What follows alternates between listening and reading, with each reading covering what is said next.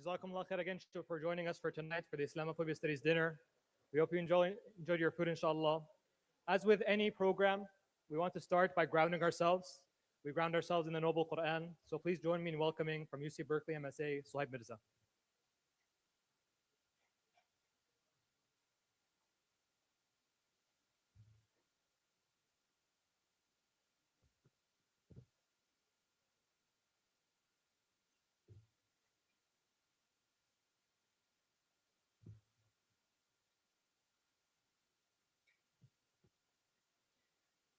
أعوذ بالله من الشيطان الرجيم.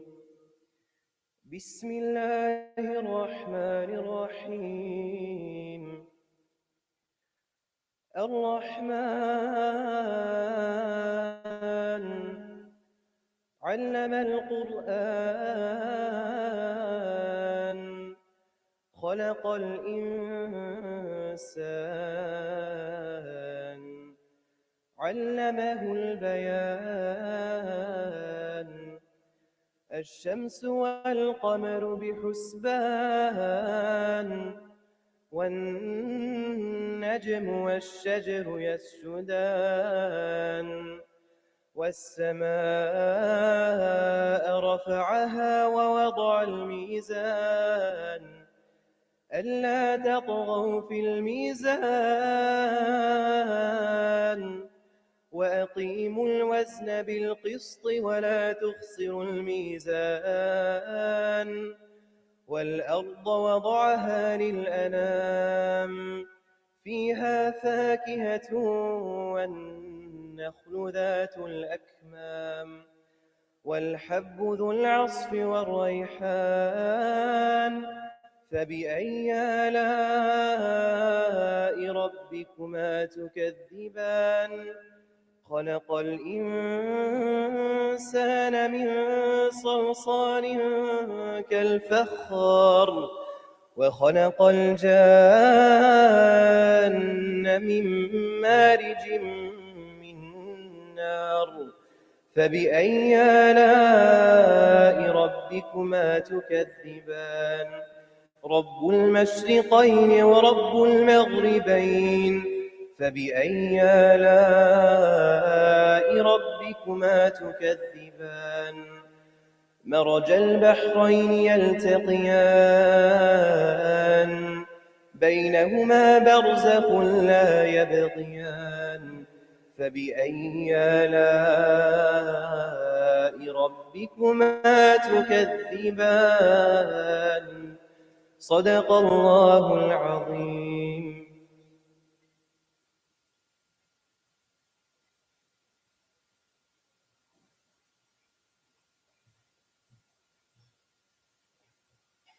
Takbir, takbir, takbir. It is essential that in moments like this we ground ourselves in the divine promise, in the divine certainty that despite the hardships, despite all the difficulties, that ease and victory will eventually come.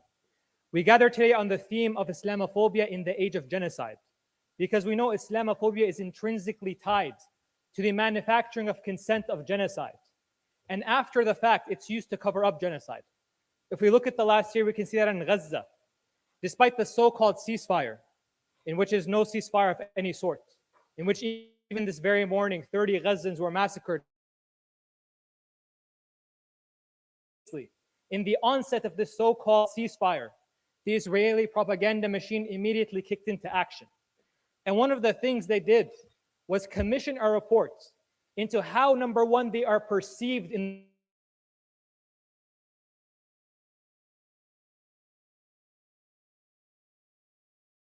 perception. Found that number one, Israel is intrinsically tied to genocide in this very moment. That there is no remedying that for the foreseeable future. People across the world hear Israel and think genocide, think massacred babies, think the evisceration and destruction and annihilation of Gaza. And they also found that remedying that is not in the moment feasible. It's not doable. You can spend as much as you want on it with marginal success. But they found that there's another strategy that is far more successful. In this research, they found that fomenting Islamophobia, creating a fictional enemy, creating a figure of fear, redirecting people from thinking about the tens of thousands, if not hundreds of thousands of those massacred in Gaza, to instead thinking about this boogeyman of jihad, of Sharia law taking over. And they found that this strategy was far more successful. When you can't defend yourself, detract. When you can't defend yourself, distract. When you can't defend yourself, deflect. And so this idea and this propaganda machine has been kicked into action, especially domestically and across the West.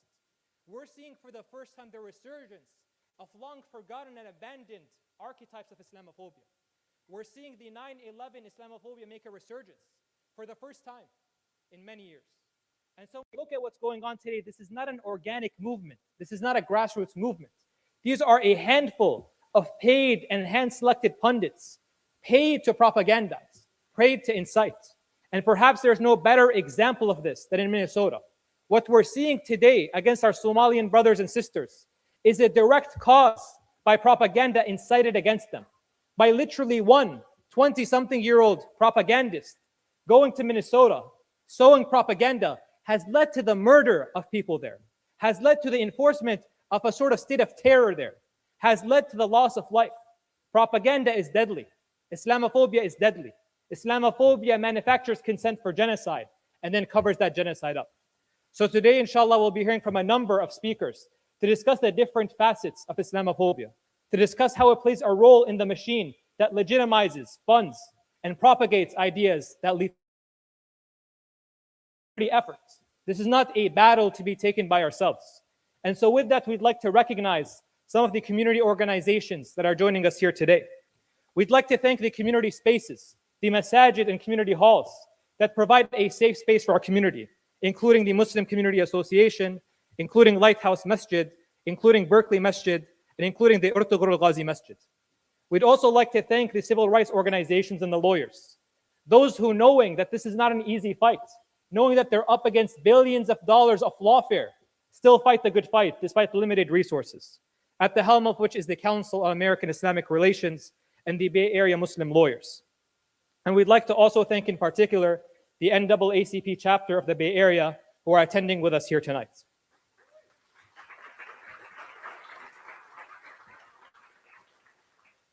We'd also like to thank the elected officials, knowing that coming here is to some label, knowing that coming here is a brand risk according to some segments of society, knowing that coming here is a strong message, a message that some hate to see. So we'd like to thank in particular Connie Chan, who's running for Congress.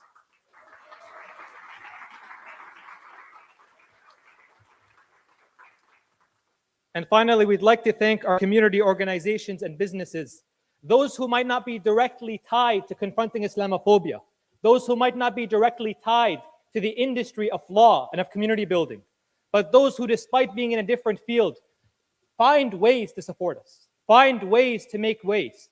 And amongst them is Ini Burger, a restaurant who, because of this event, has pledged to donate 20% of proceeds to Islamophobia Studies Center to combat Islamophobia. So Jazakumullah khair. And with that, I want to remind you all today, as you hear our amazing speakers, as you hear the amazing stories, as you hear, inshallah, words of hope and reassurance, while also learning about strategy, I want to remind you all that this work cannot be done solo. It cannot be done independently. It cannot be done individualistically. This is a collective effort. We all have a place in this fight. We all have means, even if we're in different fields, even if you come from different backgrounds. So inshallah ta'ala, please, I ask you to join us in supporting the Islamophobia Studies Center. I ask you to help continue funding this vital research that comes at a time where Islamophobia is at its peak in many decades. And so inshallah, throughout the night, you'll find on your tables placards that you can scan to make contributions to the Islamophobia Studies Center. They are zakat eligible and they are also 501c3 deductibles. So inshallah ta'ala, as you hear our speakers, connect the dots, connect yourself and plug yourself into this community. And with that, I'd like to inshallah introduce our very first speaker for the night, Dr. Farah al-Sharif. Dr. Farah al-Sharif is a scholar of Islamic intellectual history. She received her PhD from Harvard University in 2022, and she received her master's degree in Islamic studies from the Graduate Theological Union in Berkeley. She represented the Sufism in American religion and public sphere and dedicated her studies to it. She earned another master's in Islamic studies from Harvard University, and she completed her undergraduate degree at Georgetown University School of Foreign Service with a special focus on Islam and colonialism, and has done research across the world, including Jordan, Egypt, Morocco, and Senegal. Please join me in welcoming Dr. Farah al-Sharif.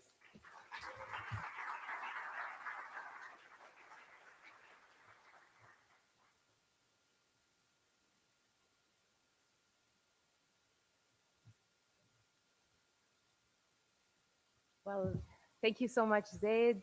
Assalamu alaikum. Peace be upon you all.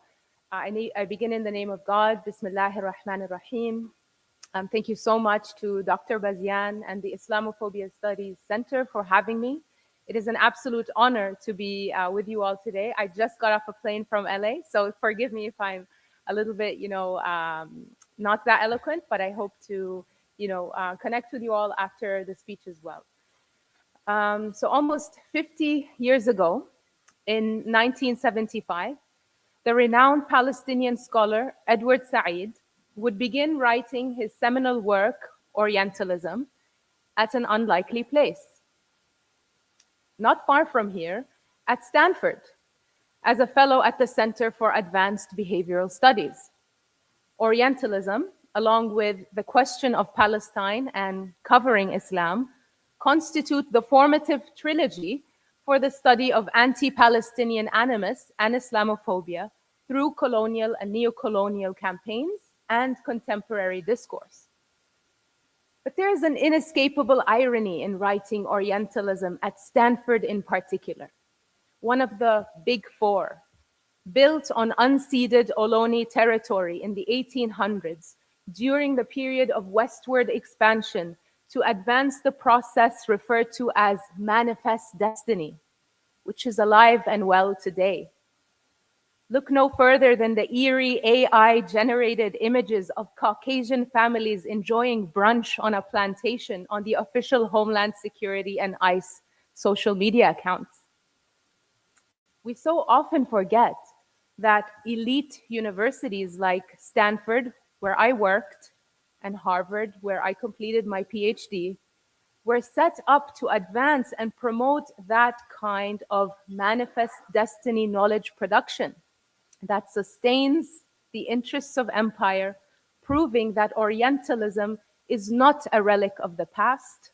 Rather, it metastasized into its present-day ecosystem, whereby universities, scholars, journalists, influencers, writers, clergy, and intellectuals, along with the Crusader Knights in Cybertrucks, the tech oligarchs, continue to sustain and aid in producing this dystopic hellscape of live-streamed genocidal Islamophobia we are living through today, from the demolished streets of Gaza to the state of siege in Minnesota.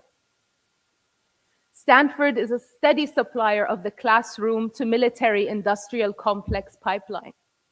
Palantir, for example, a major recruiter for Stanford students, could not have been possible were it not for Peter Thiel or Alex Karp's time there as alumni.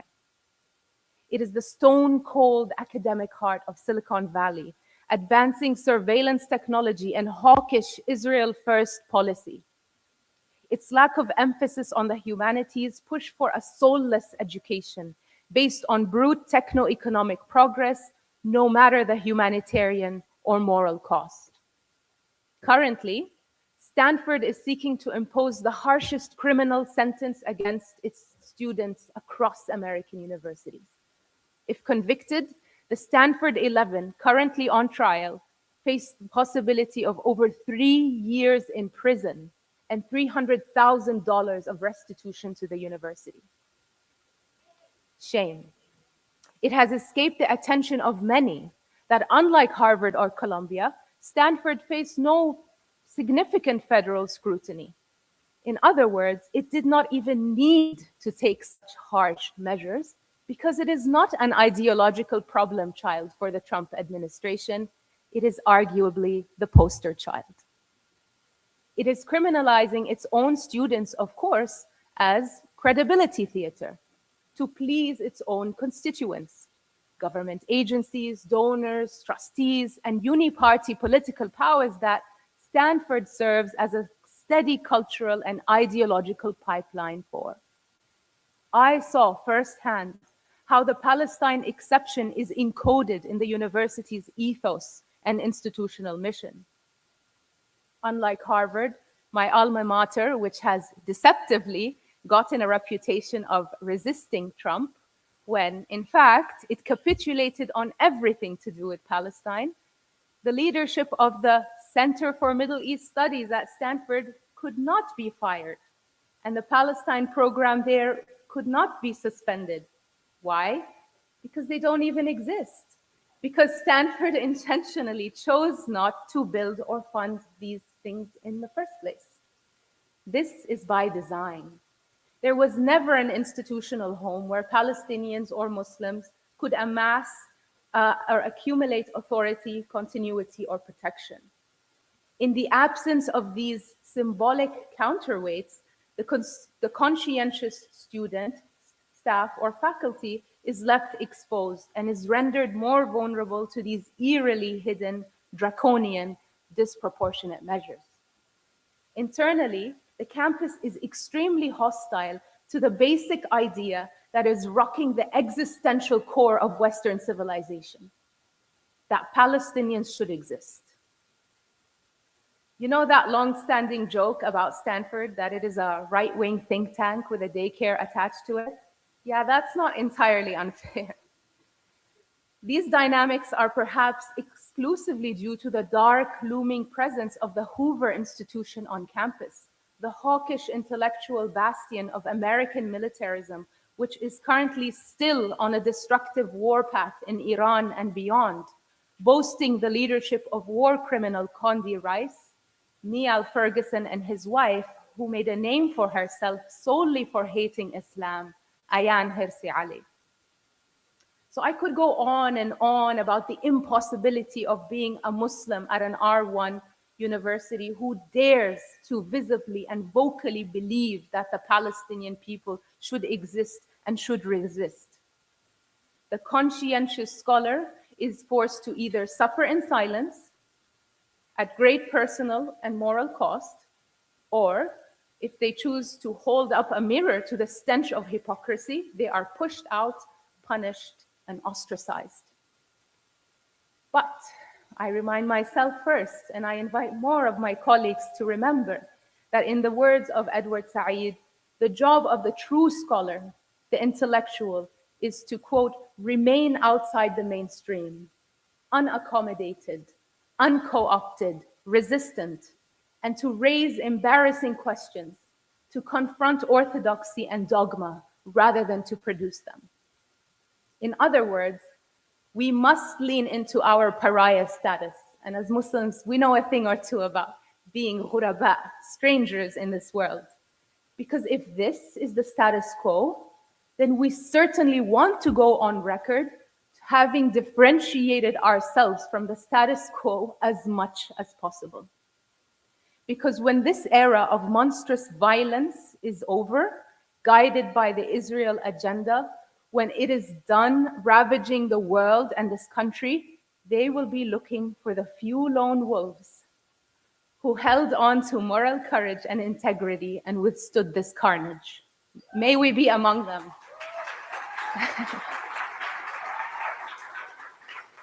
You see, Gaza taught us what it means to free ourselves too, to free ourselves from our own fears and inhibitions, from our failed systems, from hypocritical institutions and the oppressiveness of the status quo.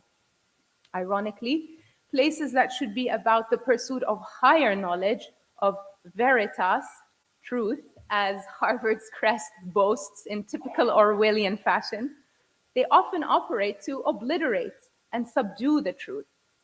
Remember, Harvard and others have not only been merely slow at joining historic liberation movements, so often they took active measures to block them.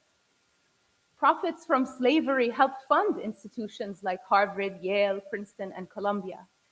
Georgetown University, another alma mater of mine, infamously sold 272 slaves in 1838, enslaved people, that is, to pay off debts.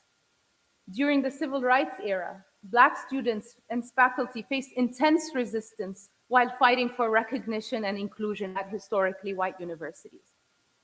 So what's that old Mark Twain saying? I never let my schooling get in the way of my education. Similarly, we needn't allow neo-colonial institutions and universities get in the way of our conscientious scholarship. It means to write Orientalism despite Stanford. It means to be Du Bois, a thorn in the establishment's side despite Harvard. In reality, it is the students and the crucial work of sovereign scholars and institutions like the Islamophobia Studies Center who so often step up to fill in that moral void. I saw it firsthand, in the absence of a dynamic Middle East Studies Center or a proper degree-granting Islamic studies program, Stanford students did something miraculous. They assumed the work the university had abdicated. They organized teach-ins, they fasted, they observed prayer, constructed syllabi, erected a defiant people's university, which I was honored to teach at. And they invited scholars and sustained serious political and historical education about Palestine and Islam when none was permitted to exist. Yeah, they deserve it. They deserve that. It is these students and colleagues like you that are putting higher back into higher education, for sure. This example alone should give us hope. Like it did with the Vietnam-era protesters, universities will likely also try to appropriate even the legacy of the Palestine movement one day and act like they were on the right side of history all along. But it will be too late.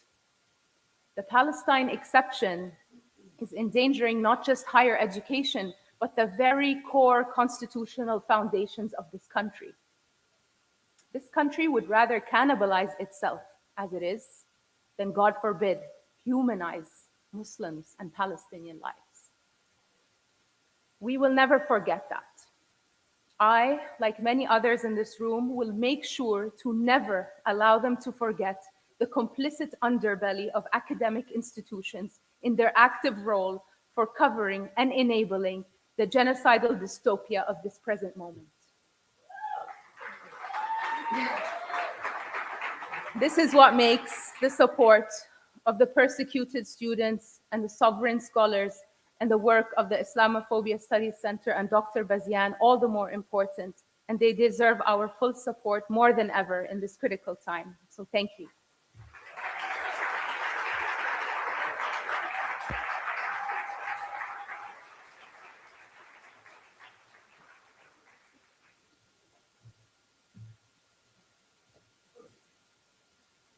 As Dr. Farah aptly noted, we like to pretend here, especially in the Bay Area, especially in the Silicon Valley, that our institutions are somehow progressive, that our institutions are now woke. They have understood the time, they have understood the culture, they promote justice, they have free speech, at the helm of which is UC Berkeley, the home of the free speech movement, the so-called bastion of free speech, the so-called hub of student organizing. But what they don't tell you about institutions like this is that it often comes at a time where it is safe to do so. That the student protesters against the Vietnam War at UC Berkeley were brutalized until decades later was safe to use them as marketing material. The free speech movement started because of the arrest of a student, and now they use it for brochures as they arrest students for trying to protest for Gaza. And perhaps the most egregious of this is pretending that they are not directly implicit in the massacres in Gaza by training the EECS majors who go and code lavender AI to kill children in Gaza, by training the think tanks and the thinkers who go forth and theorize about how brown and black bodies are worth less than white ones, about those who go forth introducing to the world ideations, introducing to the world high-tech theories, about how we're all just useless, about how the technocrats will come and rule Silicon Valley and the rest of us must fall in line with them. And when a professor or a lecturer chooses to go against this tide, like Perrin Cow did, when he chose to introduce some ethics, when he chose to discuss to his students the role of ethics in their major so that they don't go on to murder Gazan children for a living. What happens is that he's suspended, he's scrutinized, he's smeared, he's called names by top figures in this institution. And as you all know, Peyran Ka was supposed to join us here today. But unfortunately, because of the smear campaigns and the legal threats against him, he had to withdraw in the last moments. He unfortunately had to withdraw because the university was not only assessing his so-called misconduct during school hours, but looking what he did in his own personal time and try making a case out of that. They went and looked through what he did in his own personal speaking engagements and used that to concoct a theory about him engaging in hunger strike for the children of Gaza is a disruption of academic faculty, is a disruption of the academic learning space. It might have concerned students. And so I want to share with you one quip that while he might not be here to share, I want to show all of you the level that we're dealing with, the depravity we're dealing with. The argument that the school used to suspend Peyran was that his emaciated body after going on hunger strike for Gaza was akin to wearing a shirt with a political slogan. Shame. Shame on these universities. Shame on those who parade themselves as bastions of free speech. And then when a professor goes forth, puts their own livelihood and even their own body on the line to teach their students ethics, to teach them the value of being truly productive in society and not leeching off others, not leeching off the third world, not leeching off the blood of the children of Gaza. The result is what you see here. And Peyran is but one of many. We're also joined today by Professor Sang-Hee Kil, the first full faculty member to be fired for her participation in the student uprising for Gaza. And shame. And so it is my honor to introduce Professor Sang-Hee Kil, who was the winner of the 2021 Outstanding Academic Title of Media and Communication and the top paper award for her writings on border symptoms and border oppression, on militarization and criminalization, and the diseased body politic discourse of late capitalism, the one that when she put that into action, she was fired. So please join me in welcoming her and honoring her for her sacrifices.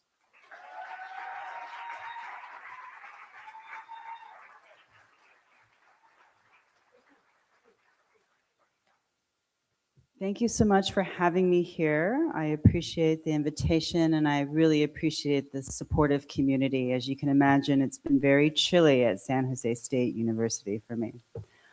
I do have the honor of being the first full tenured professor in this nation to be fired for anti-genocide speech and pro-Palestine speech in this nation and potentially beyond.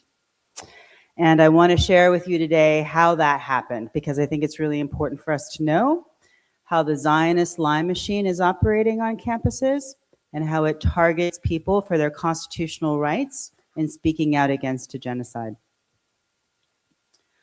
So I was the faculty advisor for Students for Justice for Palestine at San Jose State University. And in the spring of 2024, when the Popular University for Gaza was starting to emerge, my Diversity, Equity, and Inclusion office on my campus decided to invite a person who had denied a genocide in Gaza to talk about a two-state peace solution on my campus. Yes, boo. The Jewish Studies Department sponsored the event. The History Department, English Department, DEI co-sponsored the event.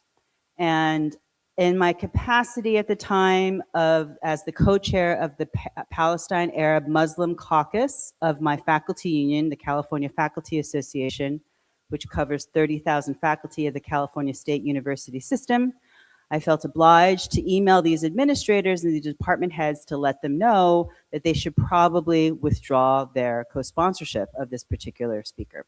The speaker was named Bloodinger from CSU Long Beach, and I think he was the founder or head of the Jewish Studies program there. They didn't reply.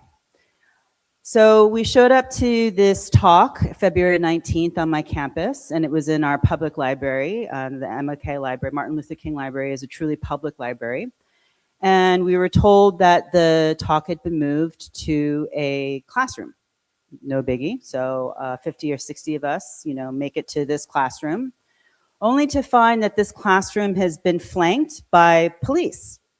And now they're saying that no one can enter this lecture except for enrolled students, leaving 50 or 60 of us in this hallway, crowded, not knowing what the hell is going on. Of course, you can imagine the chaos of this academic ambush that was created by administrative decisions and not canceling this public talk and instead privatizing it. And unfortunately, I saw the co-founder of the Jewish Studies Department, who is also a full professor in the Histories Department, Jonathan Roth, assault a Palestinian protester in front of me, which was filmed and shared on social media. 2 months later, they would open an investigation on me and backdate it to that February 19th date, saying that I was responsible for the chaos that they created by privatizing that classroom lecture and for the unsafe conditions that were created, basically blaming me for Jonathan Roth's assault on the Palestinian protester, who wasn't a student at SJSU, they were a community college member, but they were there to see that talk. Fast forward to May 8th. There is an anti-genocide sit-in that's going to happen on my campus. And despite the fact that they opened up the investigation on me, I was going to show up to anything that was anti-genocide, pro-Palestinian on my campus if I could make it. Yes. Thank you. I live in San Francisco, so I had spent the whole week there helping the Faculty for Justice for Palestine at San Francisco State University support their student encampment. And so I saw a full week of this amazing democracy in action happening at San Francisco State University campus with their popular University for Gaza. And so on May 8th, when I went down to San Jose State University, they had an open mic and they invited people from the public to speak. And because I was Faculty for Justice for Palestine, the faculty advisor for the Students for Justice for Palestine at San Jose State, and because I was the Palestine Arab Muslim co-chair of my faculty caucus union, I felt as an individual that I should probably speak at this open mic invitation. So I did 3 things on that May 8th sit-in protest. I told them about the beautiful things I saw at the San Francisco State University student encampment. I criticized this thing called time, place, manner, and time, place, manner is basically these policies that are being used on university campuses across the nation. And the long and the short is that this says that, business and commerce cannot be interfered with on campus, and that it says that your First Amendment rights and other rights are tempered because of this business and commerce priority. And I had just seen a memo that Scott Wiener, who's running for Nancy Pelosi's seat, had just sent to the UC system, urging the California university systems in general to weaponize and upgrade their time, place, manner policies on all campuses in order to stop, quote unquote, anti-Semitism. And you all know that reads pro-Palestinian speech on university campuses. Yeah, boo Scott Wiener for sure. So I criticized time, place, manner, and I said that it impinged on our constitutional rights of free speech on all university campuses and on my campus at San Jose State University. And I also warned about the effect it was going to have on protest across the campus, particularly protesting a genocide. And then the last thing I said, because I knew I was being watched, so I was very careful with my words, I said, if you're thinking about doing an encampment at San Jose State University, then it's not too late.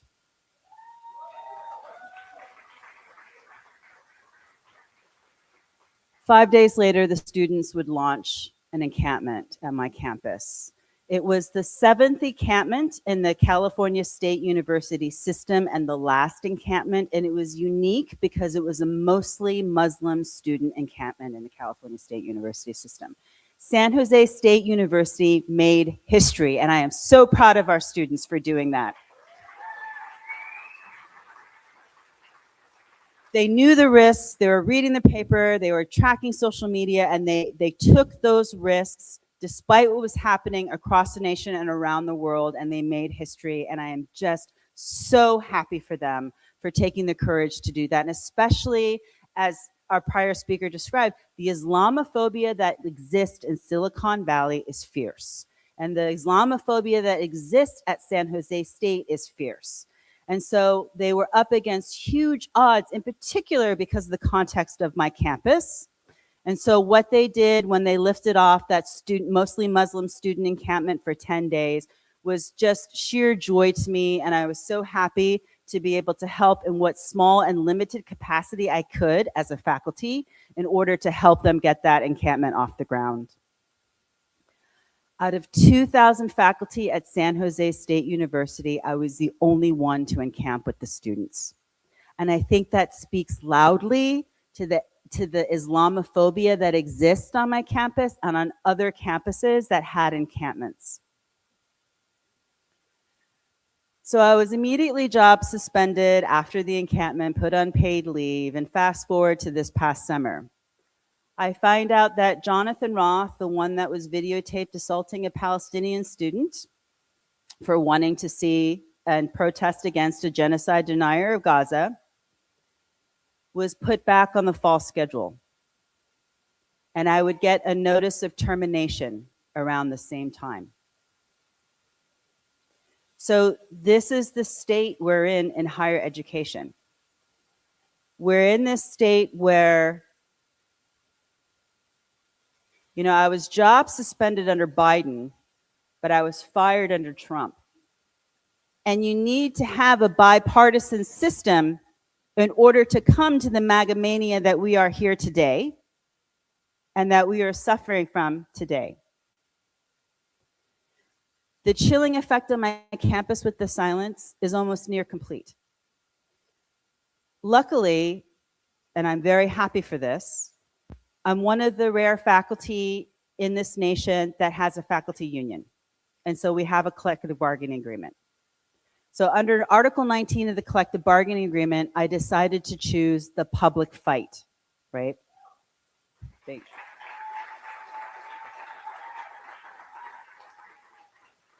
And I had to fight my union on this because it's cheaper for them and easier for them to fight these things behind closed doors, which is called the contractual tract. But I read Article 19 and it gives me a public hearing with 3 random faculty chosen to hear my case. And even though my union said too risky to put your fate in 3 random faculty, I knew that what our leadership is doing on my campus, in the Democratic Party, etc., in the world, was different from what everyday people are thinking about what's happening in Gaza and what Israeli regime is doing to the Gazan people. And so I put my fate in 3 random faculty. I helped co-defend myself at my hearing. I put out together my exhibits. I cross-examined most of the witnesses. And I was able to convince 3 faculty members to rule in my favor.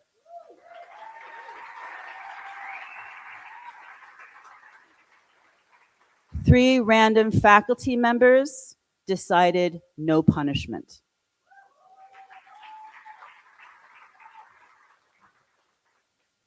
But because MAGA and Zion are now one, and because neoliberal higher ed hacks are seizing this moment, the president of my university chose to diminish and harm faculty co-governance and overturn that unanimous verdict in my favor and said she needs to be fired. So I was officially fired in July of last year, and I got my last paycheck Black Friday of last year. But I'm not out yet. And again, because of the union's collective bargaining agreement. So if you are in any industry, and you don't have to be faculty, if you don't have a union, it's not too late to fight for one. We need unions. We need stronger unions. You know, you hear statistics that most jobs, like less than 10% of jobs are union jobs, and that's not enough. We need strong unionized labor, especially in higher ed. We need educational workers to know their value in order to fight back against the MAGA mania, the MAGA Zion that has taken over higher ed.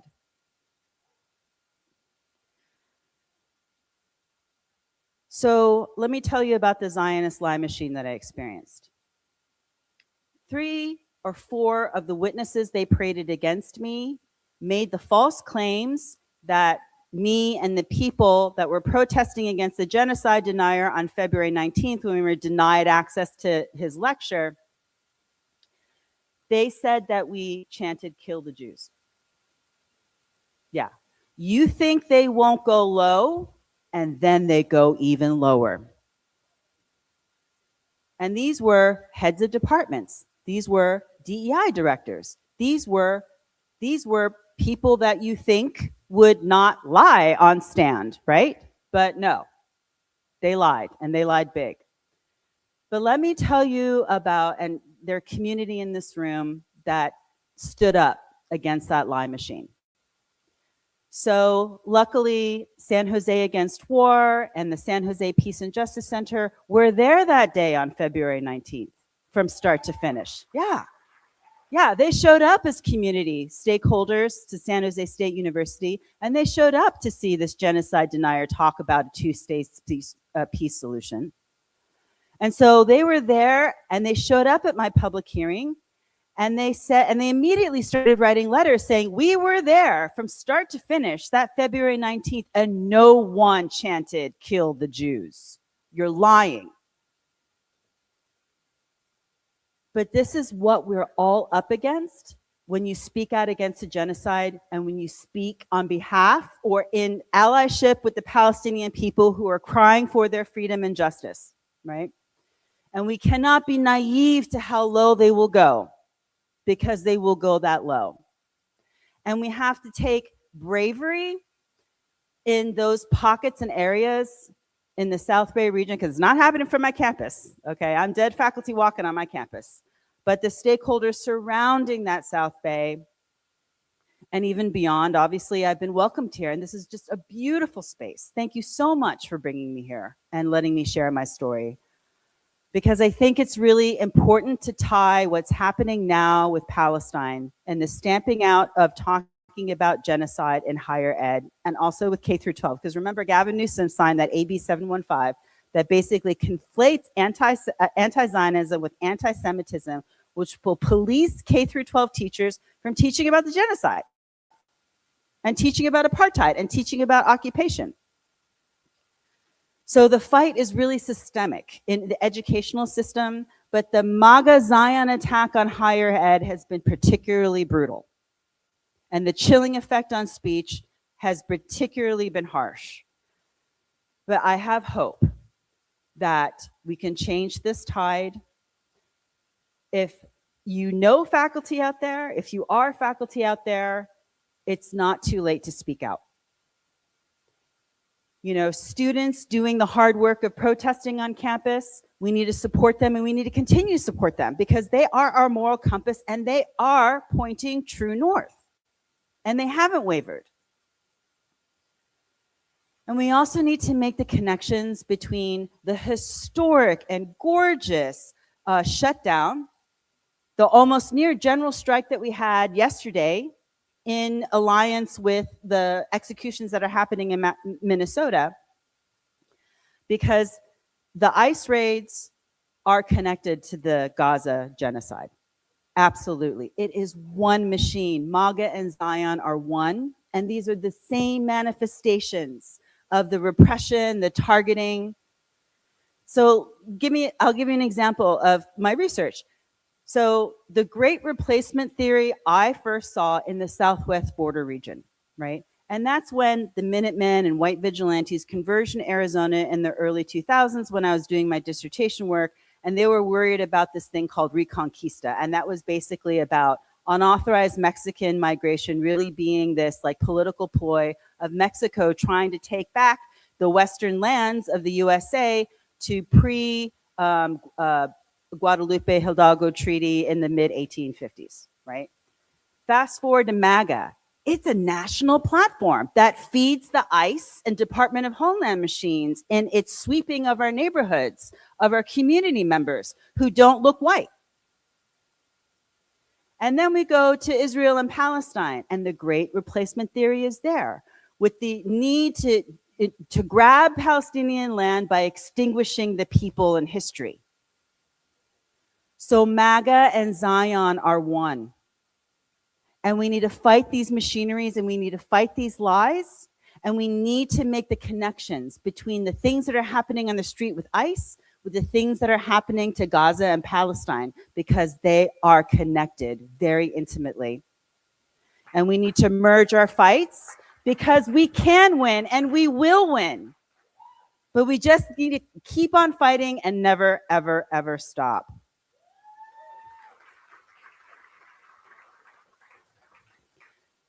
Again, thank you so much for these community spaces that are so supporting and uplifting our people that are targeted. Thank you so much for all the organizers that have done this work tonight. I really just feel so blessed and welcomed here tonight. Thank you so much for hearing my words. I appreciate it.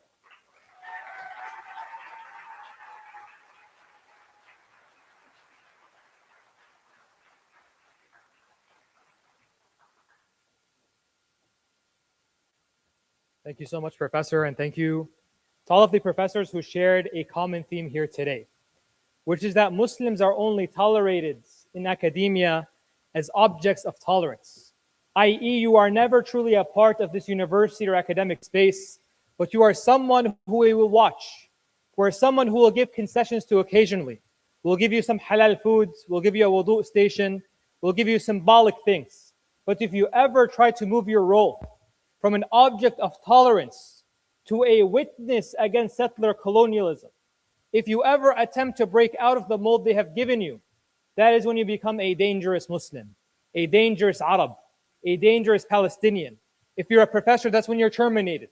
If you're a student, it's that when you're put on trial by your own university. If you are a community member, that's when you're labeled an outside agitator. And so there is one reality here that we must address. It's that we cannot expect the producers of Islamophobia to study it, to research it, to counteract it, to think about anti-Islamophobic praxis. And so that is the importance of the Islamophobia Studies Center. And to speak more about this, I always crack this joke, so tolerate for me one more time. A person who needs no introduction, but we'll give him a brief one anyways, inshallah. Dr. Hatem Bazian. Dr. Bazian is a faculty member at UC Berkeley and a leading decolonial scholar. He founded the Islamophobia Studies Center, so please join me in giving him a warm welcome.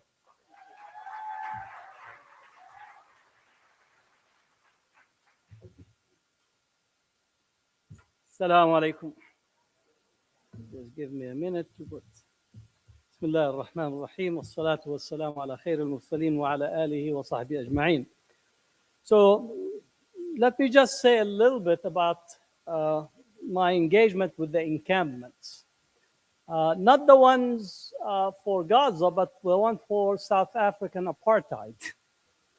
I actually began my activism work before I arrived at San Francisco State University. And when I arrived at San Francisco State, we were in the middle of the anti-apartheid movement.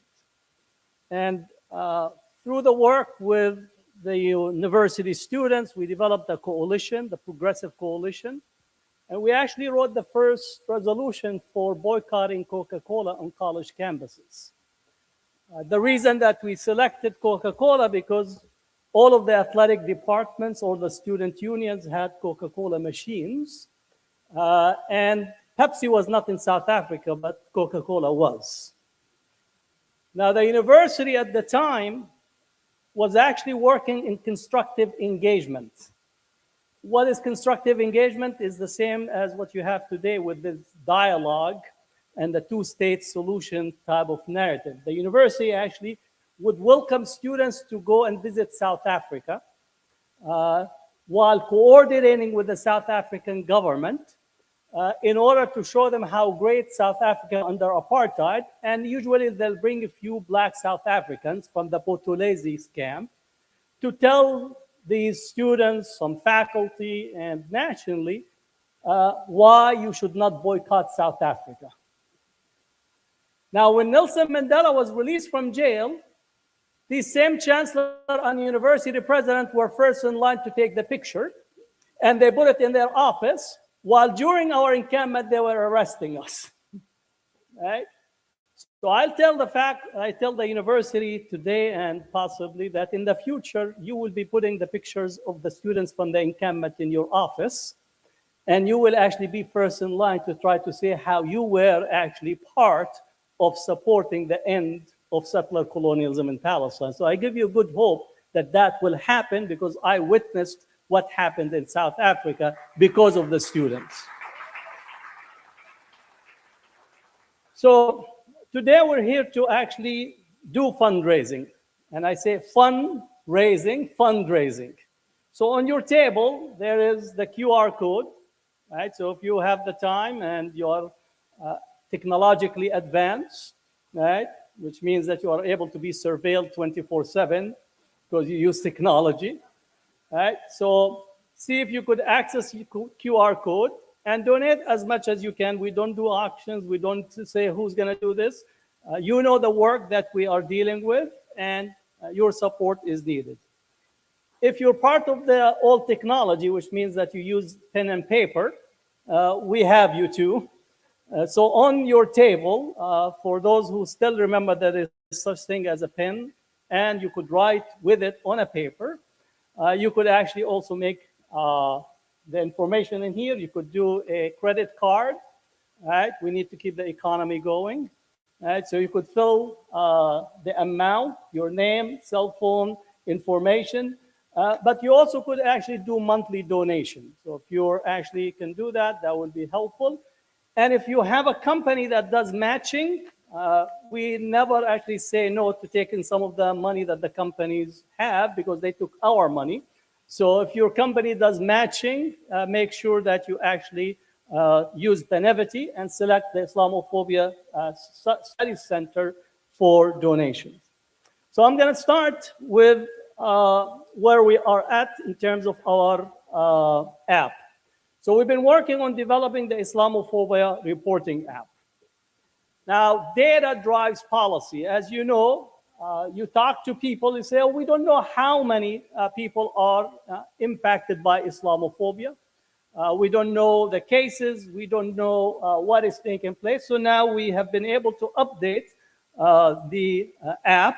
And literally today, we were able to get it in the store, the app store, so you could download it. And you could enter your information, and it's actually guide you through to file for a case, Islamophobic case that you have faced, and we get that data coming so as you sign up.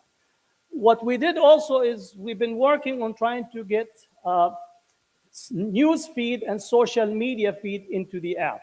And this is very important in order for us to understand where Islamophobia is being intensified relative to the news cycle, relative to social media, and so on. So literally now we're able to have that with the social media feed coming in and the news. So you have a news to be able to literally look, and it will aggregate a news for a particular issue. So for example, let's say the governor of Texas attacking CARE and trying to designate CARE as, quote, a terrorist organization, which is, again, this is what the type of insanity that we're seeing. We're able actually to follow the news cycle and know exactly the time, the first time that this news came, which news carried it, who shared it, and so on, in order for us to be able to be literally on the top of this aggregation. Now, for many, is actually later on to be able to identify, is it coming from the US or outside? There are Islamophobic farms. What do we mean by farm? Meaning you'll have somebody in India, which actually is the #1 country in producing Islamophobic content on social media, right? And I believe that there are outfits here in the US and in Europe that have these Islamophobic farms that puts out this information. So you think that you're being attacked massively, but literally it's these bots that are being operated from one location. So we'll be able to at least begin to see the picture from the back end while we're looking at Islamophobic content. So this is at least in terms of strategies, data, so we could actually minute by minute understand what is taking place, see the news, see the feed. So this is actually the project that we have, and we hopefully will be able to get it to countries. So we're launching in the United States right now, but also I know the French government has been very, very restrictive in terms of how they allow studies about Islamophobia and relate to the work. So we'll be able to actually have a French engagement with it, possibly UK, Austria, and so on. So we'll get a global picture of how the Islamophobia industry looks like and what is taking place from a direct, almost grassroots level. So if we could go back to my presentation so I could continue. So now it's downloadable, and both Android and Apple, you could actually have both, depending on what you actually are using. So again, in terms of our research, it's $50 per hour of research time. So if you're able to sponsor 1,000 hours, by all means, 500 hours, 200 hours down the line, that's how we operate. Sometimes it's more, sometimes it's less, but this is the type of work that is done in terms of how to do research that is systematic over a period of time. So we're not news cycle followers. We're actually research and looking at the scholarship in order to impact and create the Islamophobia studies field. So now, Zaid began his talk earlier, or his introduction, by looking at the Israeli Foreign Ministry. The Foreign Ministry will allocate 2.3 billion, 3.35 billion shekel, which is 729 million, to spend on public diplomacy, known as the Hasbara in Hebrew. Last year, they were at 150 spend. So literally, Israel is quadrupling the Hasbara spend in bid to salvage its international reputation. So yesterday, we remembered Hind Rajab. So literally, dehumanizing individuals makes the killing of Hind Rajab possible. Not only that, but it makes the silencing possible, because you get the narrative that is coming to us predominantly from the Hasbara network. The research that was done for the Israeli Ministry of Foreign Affairs was done by Stagewell. It's a global research led by Mark Penn. He says they did phase 1, phase 2, and phase 3. They did 15 focus groups, 8,050 total interviews, 5,600 interviews in animatic testing, meaning testing the language. So what you see today in the market, in terms of attack on Muslims, attack on Palestinians, the so-called creeping Sharia, the attack in Minnesota, we look at the news and we think it's what you call spontaneous. There is nothing spontaneous about the strategy and the implementation, especially leading up to the 2026 election, right? So this is what we are seeing, massive deployment of resources in order to affect public opinion, right? At a time where you have a genocide on the one hand, and hopefully yesterday people actually looked at the Epstein files. In one of the Epstein files, there is a communication between Jeffrey Epstein and Ehud Barak, who is the former prime minister of Israel. And Epstein says, I hope that you don't tell them that I am a Mossad, right? And he has a laughing emoji at it, right? Now, Congressman Massey said that the Epstein file, or the Epstein case, is all of it point to a foreign intelligence, and he literally said it's the Israeli intelligence, right? So the strategy is to shift completely public opinion in this country by using and instrumentalizing Islamophobia. So they did cross-national comparisons. So they did it in the UK, they did it in France, in Belgium, and other places, in order to see what is the language that they use in order to effect a change in the public perception. Public perception says Israel is committing genocide and that no longer actually is seen as a positive country, right? And with it also, you have to think of all the politicians that are connected to Israel domestically, because we're not talking about international, we're talking about domestically. Schumer said his primary responsibility in the Senate, not to defend your health care, not to actually improve your standard of living, not to cut your taxes. He said his primary goal or task in the Senate is to actually keep Democrats supportive of Israel. That's what Schumer is. That's, in essence, where we are in terms of the political landscape. Cross-national comparison estimates of death in Gaza versus Israel. Yesterday, Israeli military admitted that they actually have killed 71,000. For the past 3 years, every news person that interviewed cast doubt on the data that's coming from Gaza. All right? That is not the case. They're fabricating numbers. Yesterday, Israeli military said that, yes, we killed 70,000. Now, we know that the numbers are much, much greater than the 71,000. But all the press that literally completely obfuscated, downplayed, did not actually accept to have the data that is coming about the death and destruction visited upon the Palestinians. Now they all of a sudden say Israeli military is saying they killed 71,000, as is just like a statement of fact with no context whatsoever. This is radical Islam is a threat to my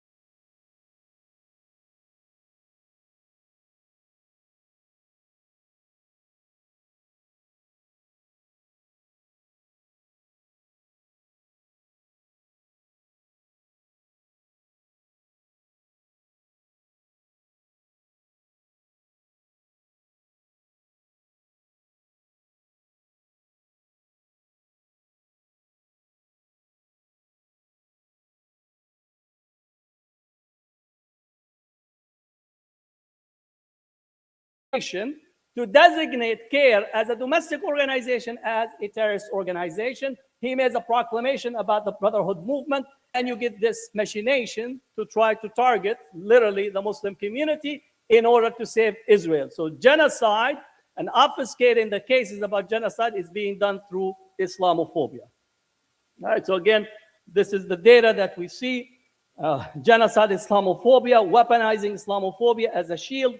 The Israeli Ministry of Foreign Affairs commissioned a message testing, revealed that fear-mongering about radical Islam was found to be the most effective strategy to counter perceptions of Israel engaging in genocide or apartheid. All right? That's literally what this weaponization or weaponizing Islamophobia. Targeting advocacy, the strategic promotion of Islamophobia is described as a public relations tactic to blur the lines between pro-Palestinian advocacy and extremism, thereby neutralizing international criticism of the humanitarian crisis in Gaza. This is at a time where Israeli scholars of the Holocaust are saying what is taking place in Gaza is genocide, including like 60 Holocaust scholars have been on record saying this is genocide. So Islamophobia, in essence, is being used as the strategy to do so. So manufacturing consent. Analysts argue that Islamophobic, anti-Arab, and anti-Palestinian racism constitute a discursive apparatus that dehumanizes Palestinians, allowing for the justification of mass killing and minimizing international backlash. The global impact, this approach has contributed to a rise in Islamophobic incidents globally, particularly in the US and Europe, where critics of Israeli policies are frequently accused of supporting terrorism, reducing public opposition to the conflict. The key themes in the narrative, these narratives often focus on depicting Muslims as inherently barbaric or pathologically anti-Semitic, to reframe the conflict as a religious war rather than a political or territorial dispute rooted in settler colonialism. So this is, again, the strategy that we are dealing with.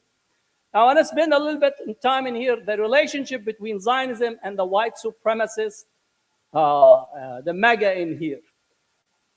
The MAGA have at least a long vision beginning in the 1960s. Their critical moment was 1964. The passage of the Civil Rights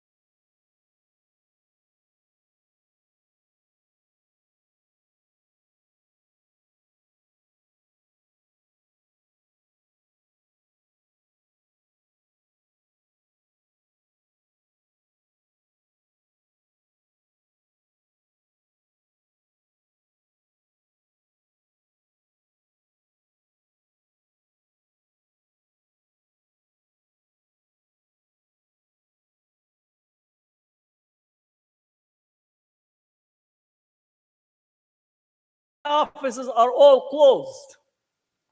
For the most part, it's complete withdrawal from the society that people wanted slow progress. Now we're slow progress backward. And you have certain people around the country are saying we need to actually change the right of women to vote. Right? So we're going back not only 1964, we're going back to 1921. And you get a few times they say, well, slavery is good. Right? I want to say a straight face because it's a face that's speaking. But literally, you have people saying that compared to the period of enslavement and the Jim Crow period, blacks were in better condition. They make this with a straight face, and they think they're making an intellectual argument. That's where we are today in terms of the society, and we need to say that the challenge for us is how to build a coalition that recognizes and deals with Islamophobia, deals with anti-black racism, deal with discrimination relative to our Latino brothers and sisters, both legal and illegal. If you have a problem with illegals, please go and talk to Tyson Foods, because all your chicken is being processed by supposedly undocumented. When they slaughter the chicken, they don't ask, the chicken don't ask, are you documented or documented? Right? Tyson is the largest employer of undocumented workers. And during COVID, they had the highest percentage of death on their processing plants because they did not give any protective gear to their employees. Right? So we need to understand the dynamics that we are facing at this particular time, both in Islamophobia, but literally on every question relative to race, relative to gender, relative to immigration, relative to the society that we have.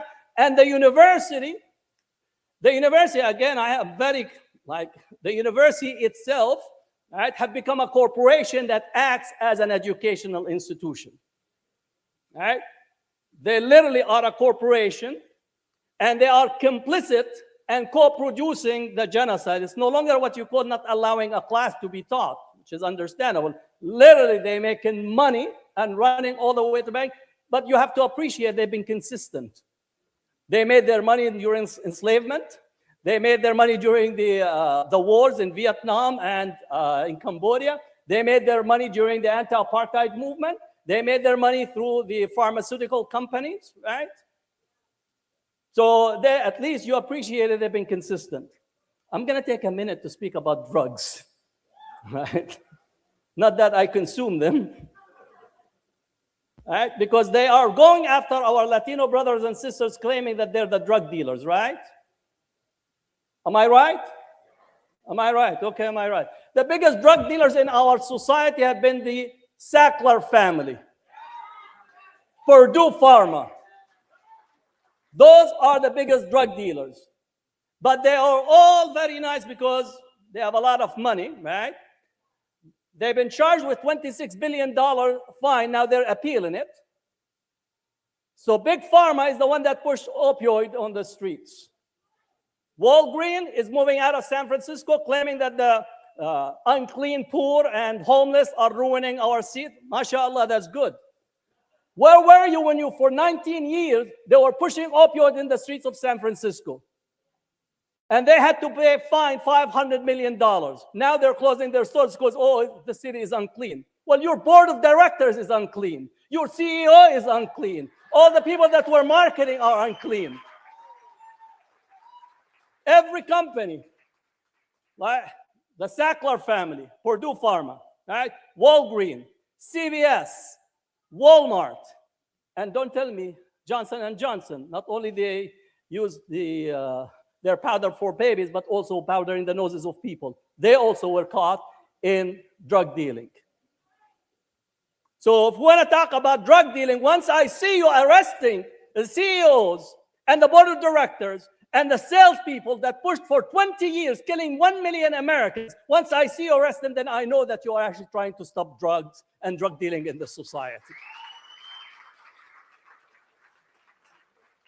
So when the drugs crime are racial signposts. What they're saying is literally they're racializing the issue by saying it's the blacks or Latinos. When they talk about Islamophobia, they're trying to militarize the solution by saying it's an issue of Islamic threat and Islamic violence. So you need to understand the game that is being played of what are the racial signposts that are being deployed in our society. So that's one of a tangent. So I'm going to go back to my Republicans are all in Sharia law, a tax ahead for Texas primary. So that's what they're going. Literally heavy investment because they're getting support from the major funding from the Hasbara network. Texas AG Ken Paxton sues to stop Muslim housing project in North Texas. The EPIC, who are building a housing for the community, they attack it. This is a creeping Sharia, targeting communities to shift discourse. This is what is taking place almost on a regular basis. Islamic invasion of America. Tulsi Gabbard just literally said that the Muslims are taking over the country. I don't know if you've been to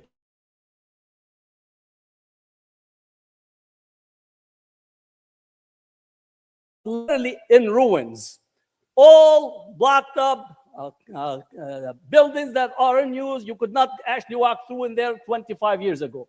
Now, Muslim community literally revived the whole area.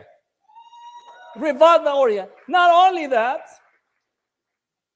you would not find a jewelry store on the downtown Patterson like from Mars.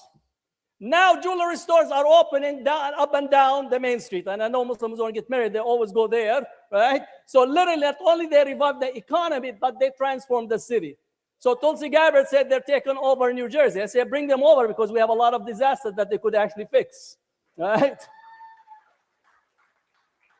So I know I'm going over my time, but Zionism and academia. So this is a full article that we did. We do the Islamophobia Studies Journal. It's the only peer-reviewed academic journal in the field.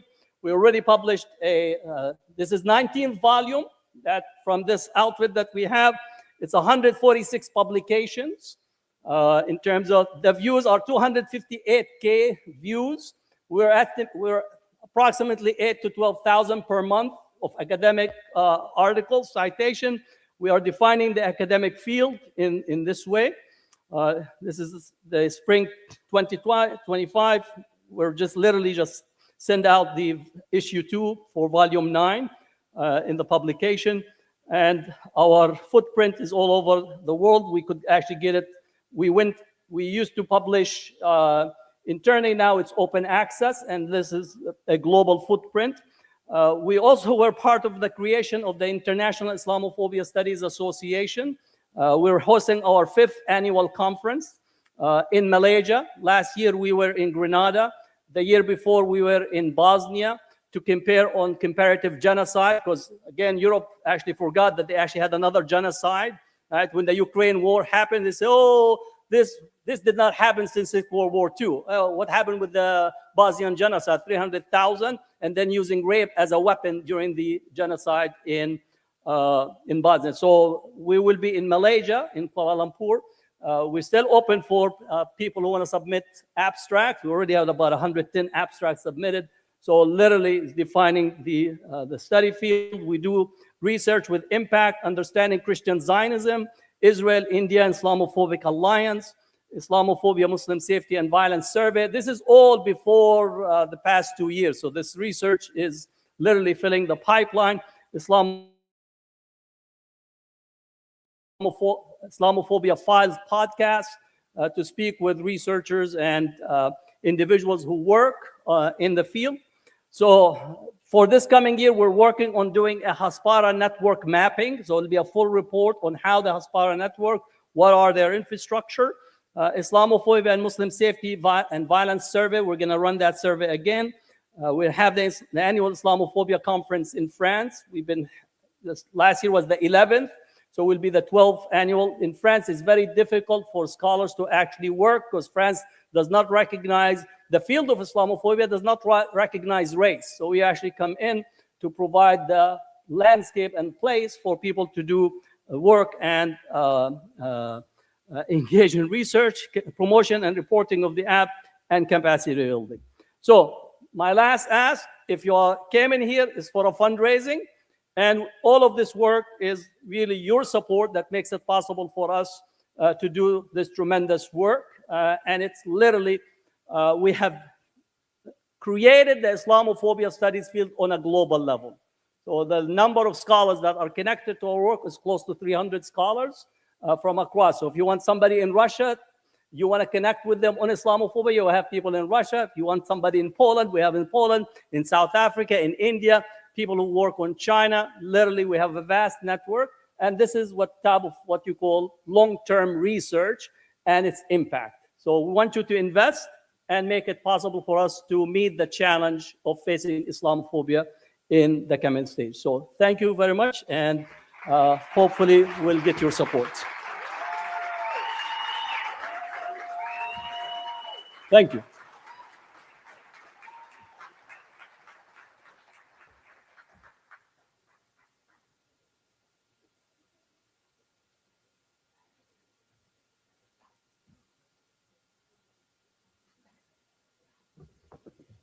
Dr. Hatem went easy on all. If it was me, would have locked the door and done auctioneer style. But mashallah, he would. Alhamdulillah. But as Dr. Hatem mentioned, this is not a issue that can be dealt with externally, right? This isn't something we can commission others to do while we sit down and say we're going to wait for the results to come in. This is a lived reality for many of us. This is something for those of us who are second generation. We lived in a world that was already marked by Islamophobia. We came into a world that already assumed of us ill intentions.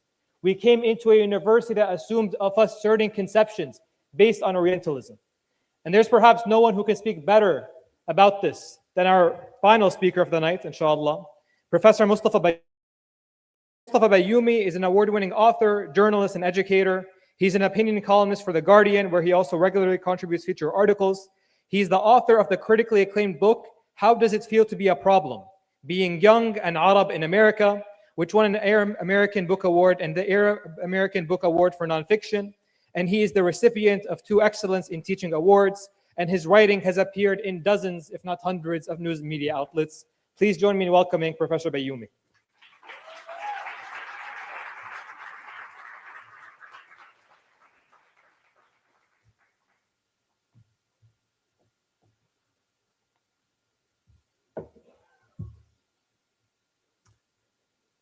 Assalamu alaikum.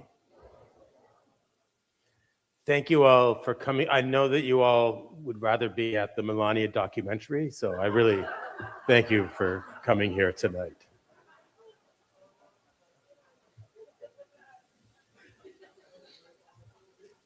I have the supposedly privilege of going last, but that just means everybody's said everything I was already going to say. So it's really the burden of going last.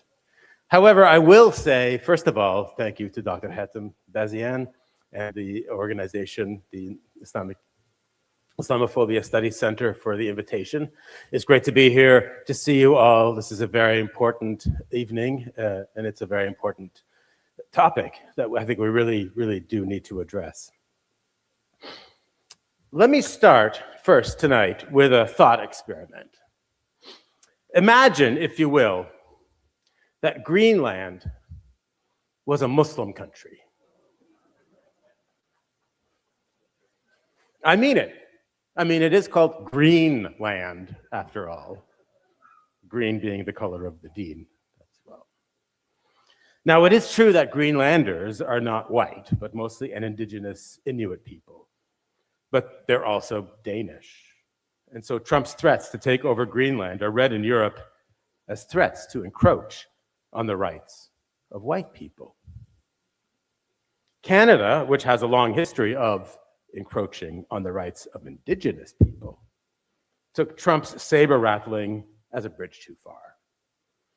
Prime Minister Mark Carney stood on the gilded stage of Davos and said, quote, "Today I'll talk about the rupture in the world order, the end of a nice story, and the beginning of a brutal reality where geopolitics among the great powers is not subject to any constraints."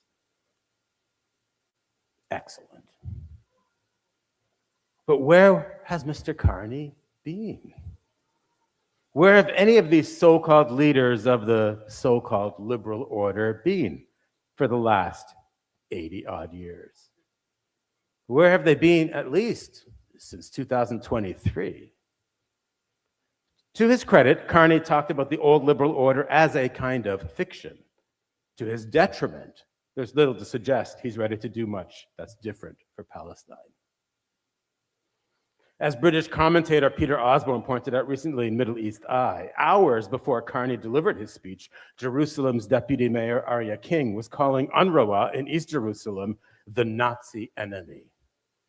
Quote, with God's help, also in the big battle over all the lands of Israel, King said, we will throw out, annihilate, and kill all members of UNRWA. More than 300 UNRWA workers have been killed during Israel's genocide in Gaza. Our so-called leaders of the so-called liberal order have had almost nothing to say about this fact. They've done even less than the little they have said. Western outrage that we've recently seen over Trump's colonial designs on Greenland is a bad joke. A hangover from a party that has not only turned a blind eye, but actually enabled a genocide in Gaza. It's the bourgeois shock of the consequences when genocide has become a legitimate approach to foreign policy. It's proverbial. The so-called leaders of our so-called liberal order didn't get upset when Israel bombed hospitals and water treatment plants. They didn't get upset when Israel used starvation as a weapon of war. They didn't get upset when Israel laid siege to West Bank communities and uprooted centuries-old olive groves. They didn't get upset when Israel wiped 2,700 families in Gaza completely off the population rolls. Why waste a tear on the wretched of the earth? They're only Palestinians, after all. They didn't get upset when Israel bombed large swaths of Lebanon into rubble, when Israel struck Syria and occupied even more territory illegally, when Israel attacked Yemen repeatedly from the skies, when Israel violated Qatar's sovereignty and destroyed an apartment building, and when Israel launched an act of aggression against Iran. Those are mostly a bunch of Muslims anyway. It must be said that not only did they not get upset, they in fact joined in. Last summer, the US launched 75 munitions by air and sea against the facilities at Fordo, Natanz, and Isfahan in Iran, causing, as we know, extensive damage. And most of the rest of the West applauded like school children watching a magic act. The bombing, along with Israel's, was a blatant violation of the UN Charter's prohibition on the aggressive use of military force. The result from our so-called leaders of the so-called liberal order, a joint statement from UK, France, and Germany that said, quote, we urge Iran not to take any further action that could destabilize the region. NATO Secretary General Mark Rutte, who previously was the Dutch Prime Minister, went even further. Quote, congratulations and thank you for your decisive action in Iran, he wrote in a message that Trump posted to his Truth Social account. Soon, the colonial lawlessness of the powerful was metastasizing. As if he were jealous of the destruction the Israelis were getting away with, Trump swooped in and kidnapped a sitting head of state, Nicolas Maduro of Venezuela, after months of Trump ordering the killings of random fishermen on the high seas. And again, our so-called leaders of the so-called liberal order sat up, considered their options, and resumed the pats on the back. The Venezuelan people today are rid of Nicolas Maduro's dictatorship and can only rejoice, French President Emmanuel Macron said. The UK's Keir Starmer could only reiterate his previous remarks that it is the government's long-standing position that Maduro was an illegitimate president and that ministers shed no tears about his removal. But the rough beast then slouched towards Greenland, and the ministers and presidents wailed. We are leaving the era of the age of a global order defined by rules and entering the dark tunnel of an age of genocide. If you think genocide as foreign policy will be limited to Gaza, you might as well think that Trump's Board of Peace are trained in conflict resolution and justice studies.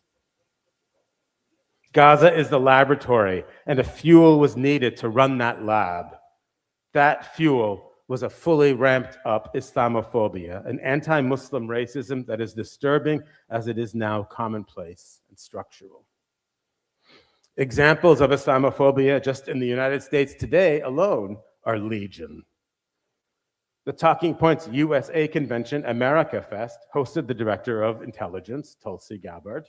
She took to the podium to tell the conservative audience that, quote, the greatest near and long-term threat to both our freedom and security is the threat of Islamist ideology.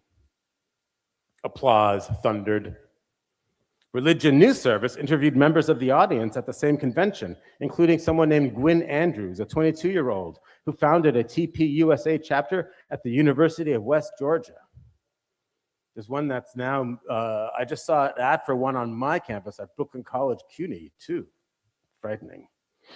She told the outlet that she was worried about the, quote, Islamic faith issue that has been infiltrating our cities and colleges, adding that a big issue for me personally is to make sure that people truly understand the Islamic faith and how that directly ties to socialism, as we've seen in New York City with Mamdani, referring to New York's Muslims, mayor-elect. I'll get back to the man with the smile as wide as the West Side Highway in a moment. But in the meantime, the report continued, she said that for American society to thrive, Muslim immigrants need to assimilate, a word that cropped up consistently at AmFest. The goal for them is to understand that when you assimilate here, you can't go to Dearborn, Michigan and turn the entire place into a third world country and then try to implement Sharia law, she said. Or there are the comments from our so-called leaders that took over so much of social media following the horrifying anti-Semitic attack at Bondi Beach in Sydney, Australia. It didn't seem to matter that the attack was not in the United States and that the attackers were not reported to have said anything at all, let alone globalize the Intifada while carrying out their heinous crime. And yet everybody started talking about globalize the Intifada. You remember this. This is not unlike the pressures that Mamdani himself was subject to during the New York City mayoral election, when he was also asked about the phrase, a phrase for which there is absolutely no evidence that he either had used. And incidentally, let's be clear about the phrase globalize the Intifada and others like it. The political classes who come with a clear anti-Palestinian political agenda and who don't speak Arabic should not get to define the meaning of the Arabic language for the rest of us. Beyond being politically insincere, it's a form of cultural domination. The response to this attack from our so-called leaders was instructive, though, to the Bondi Beach attack. An Alabama senator wrote on X that, quote, Islam is not a religion, it's a cult. Islamists aren't here to assimilate, they're here to conquer. Stop worrying about offending their pearl clutchers. We've got to send them home now, or we'll be the United Caliphate of America. That post had been viewed over 5 million times. The House's Bigot in Residence, an informal title for which there is plenty of competition, by the way, but is currently held by Republican Representative Randy Fine of Florida, wrote that, quote, diversity is not our strength. Diversity has become suicidal. It is time for a Muslim travel ban, radical deportations of all mainstream Muslim, legal and illegal immigrants, and citizenship revocations wherever possible, he wrote. Mainstream Muslims have declared war on us. The least we can do is kick them the hell out of America. Shame. New York City's own MAGA council member, Vicky Palladino, also wrote on X, quote, we're in the midst of a global jihad, the likes of which the world has never seen. I should say jihad, but anyways. And we cannot ignore it. We need to take very seriously the need to begin the expulsion of Muslims from Western nations, or at the very least, the severe sanctions of them within Western borders. The administration needs to begin developing a formal legal framework for the denaturalization process and get it over with before we end up with another 9/11 or worse. Enough is enough, she wrote. Or there's Congressman Brandon Gill from Texas, who simply stated, mass Islamic immigration is killing us. Or there's the completely unhinged Valentino Gomez. I don't know how many of you have seen her ads, who is running for Congress in Texas. She has a campaign ad, several really, where she gleefully says, "Vote for me so we can kick every dirty Muslim out of Texas, save your daughters from getting raped by Muhammad." These examples are from merely the last 6 weeks or so. The environment today is extremely fragile and dangerous for Muslims in the United States and in other places, but I'm focusing on here. The governors of Texas and Florida seek to ban the Council on American Islamic Relations, who I think have a table back there, calling these grassroots civil rights groups foreign terrorist organizations, too. Think about that for a minute. The Trump administration classifies 3 Muslim Brotherhood chapters also as foreign terrorist organizations. Trump calls Somalis garbage. Ilhan Omar is attacked in Minneapolis, thankfully, this time with what seems like it was just vinegar. What accounts for this extraordinary rise in Islamophobia? Using something called the National American Islamophobia Index, the Institute for Social Policy and Understanding found that Islamophobia jumped in the US from their index number of 22 in 2022 to 33 in 2025. So it's gone up significantly. We've known for some time that there are powerful right-wing organizations who are levying their agenda to directly fund various organizations that promote and foment an Islamophobia. The landmark 2011 report, Fear Inc., looked into this phenomenon and found, quote, a small, tightly networked group of misinformation experts guiding an effort that reaches millions of Americans through effective advocates, media partners, and grassroots organizing. Now, I have traditionally been a bit skeptical of drawing too much attention to such research because it can make an assumption that people can be directed to act by the network and not by their own desires or for their own reasons. It can be a way of taking away the agency of people to, in fact, be Islamophobic on their own, right? But since 2023, I do think that there's been a change, certainly in degree, if not in kind. As popular opposition to Israel's actions in Gaza surged, the government of Israel began funding and promoting anti-Muslim messaging across the world and across various platforms to a degree unheard of before. Such actions dovetailed with the Biden administration's own Islamophobia, brought into sharper relief these days when a Reuters report has showed that officials in the administration prevented dispatches describing the horrific situation in Gaza, such as seeing a human femur and other bones on the roads, dead bodies abandoned in cars, and catastrophic human needs, particularly for food and safe drinking water. The Biden administration prevented those reports from reaching the upper leadership of the government, members of the Biden administration. So we should never let the Biden administration off the hook when we're talking about Gaza and Islamophobia. Moreover, the government of Israel, funding and promoting anti-Muslim messaging, works hand in glove with both the Biden and the Trump administration's own explicit anti-Muslim bias. And you don't have to take my word for this. Middle East Monitor wrote about this in July 2024, citing reporting by Al Jazeera. Quote, the Israeli Minister of Diaspora Affairs is funding a multi-million-pound disinformation campaign spreading hatred of Muslims, the outlet reported. The campaign, which targeted US lawmakers and spread Islamophobic content, began shortly after 7 October and has raised serious concerns about foreign influence operations and the use of artificial intelligence in spreading misinformation, end quote. And last year, Drop Site News got hold of an internal Israeli government report, the one that actually Dr. Hatem Bazian was just showing us, that was assessing Israel's image abroad. The report found that in focus groups, Europeans in particular tended to agree that Israel is, quote, a genocidal apartheid country, and that Israel's best tactic to combat this, according to the study, is to foment fear of radical Islam and jihadism, which remain high, the research finds. What hasn't been reported, I believe, is the specific form that a lot of this Islamophobia takes. In fact, and here's where I want to venture something. In fact, the form of Islamophobia specifically that we're seeing today is familiar.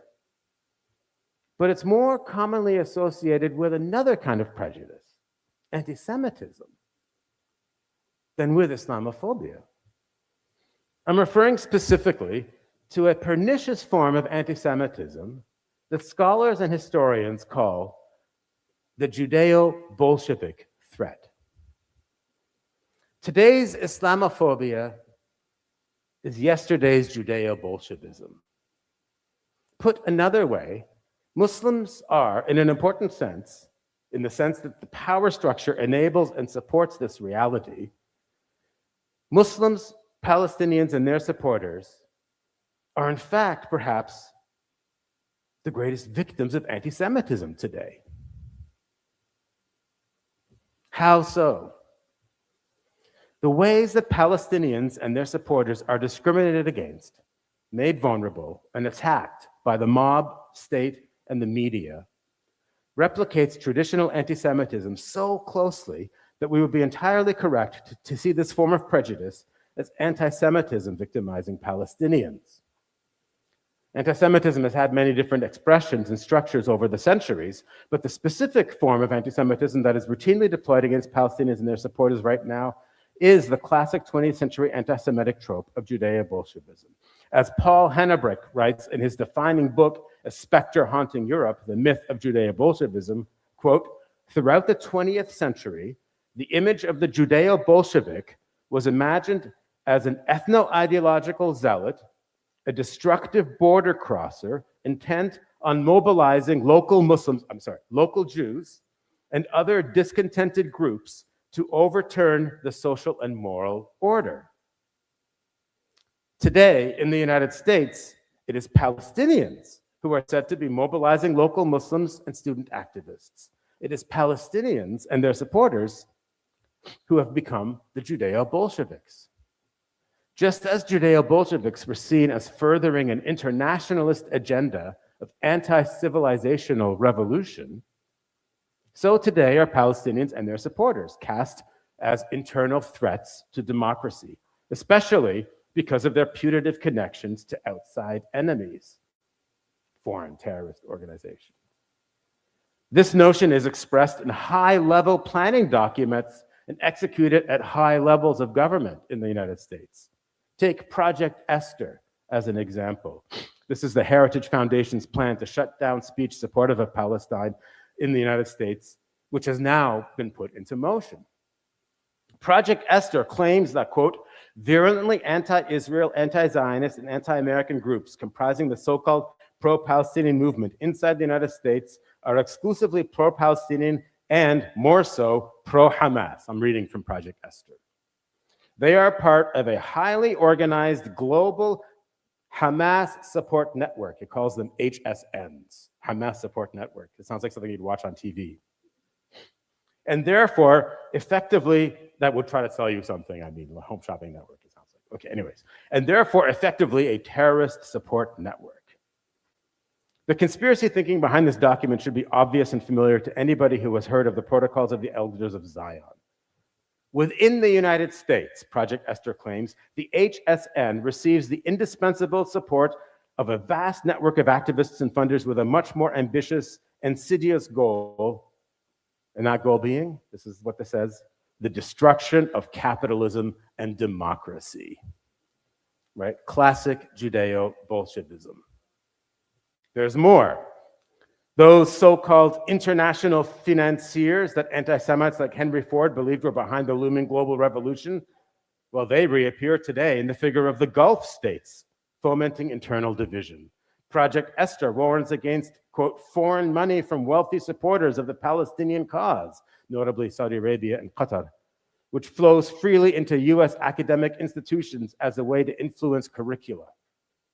These allegations of nefarious Gulf money infiltrating the country in coordination with George Soros, of course, are very common in right-wing circles.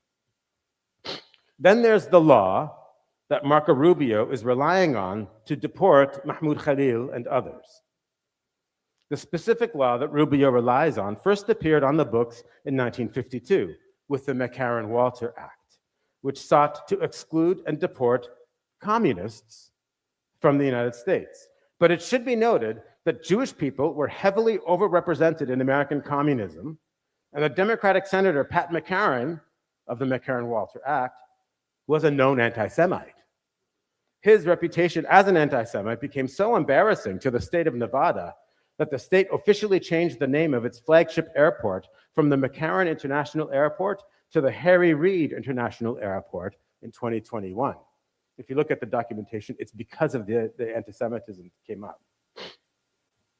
Now, some others have written on the anti-Semitic elements of the McCarran-Walter Act related to Khalil's case, but no one takes it to its obvious conclusion.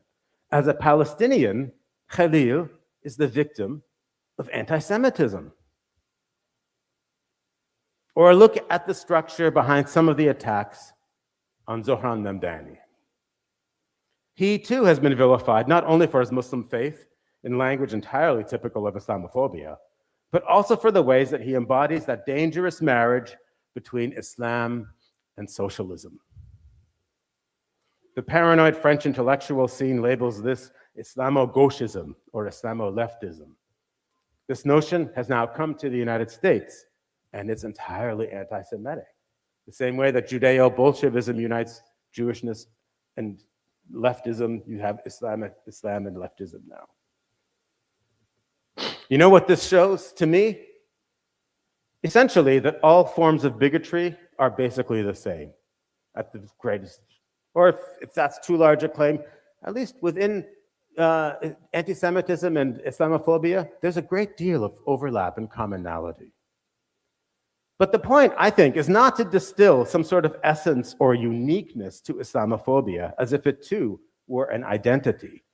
On the contrary, the point should always be to see how power and the powerful wield bigotry for their own ends.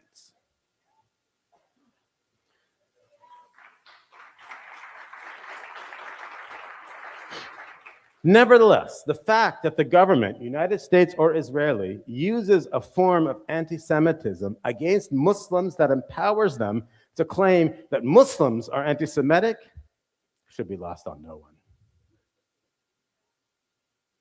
Believe it or not, there is good news, though, to be found here. These kinds of rhetorical gymnastics illustrate a basic fact.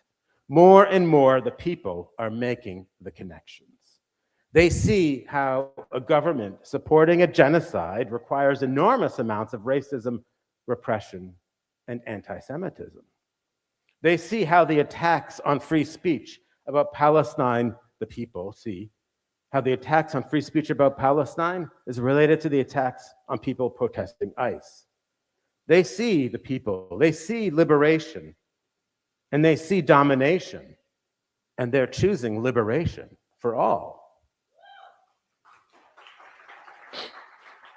That's what makes the Islamophobia Studies Center important. The crucial, critical, informed, non-sentimental approach to unmasking power that the center engages in is exactly the kind of resistance, the resistance education that we all need right now. And I hope you agree, and I know you agree.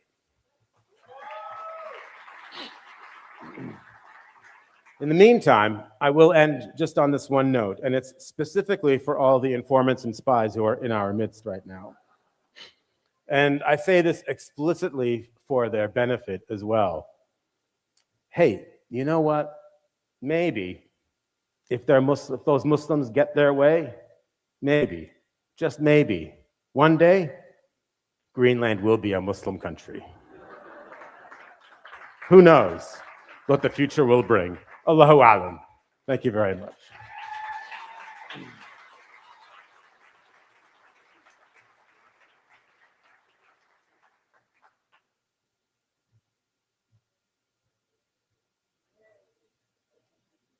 If there's one thing or one common theme that we saw throughout the night, it's that there's a sort of doublespeak that occurs when it comes to our mobilizing.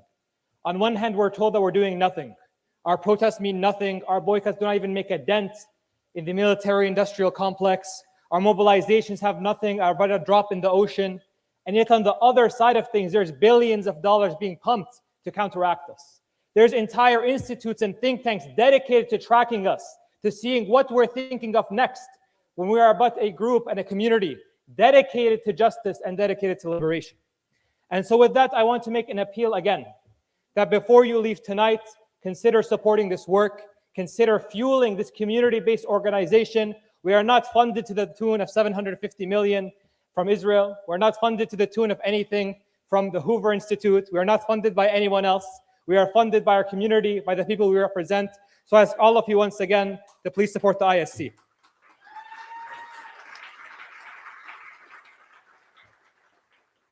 And so again, logistically, there's a QR code on your tables. And if you used an envelope, please feel free to return it in the table you checked in with the back.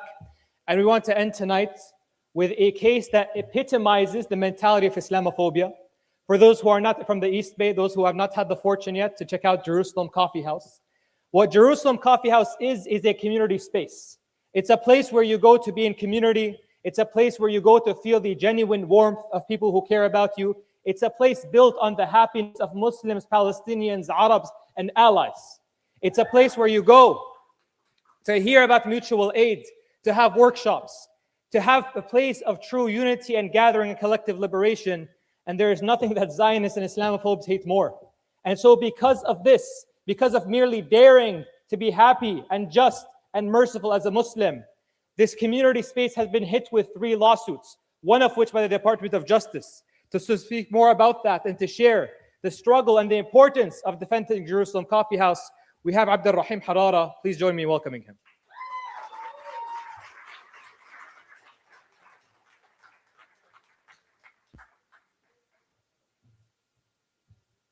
Assalamu alaikum. I want to thank Ziad for an impeccable evening. It's been great. And I want to thank Dr. Hatem Bizian for allowing Jerusalem Coffee House and myself to speak to you all today.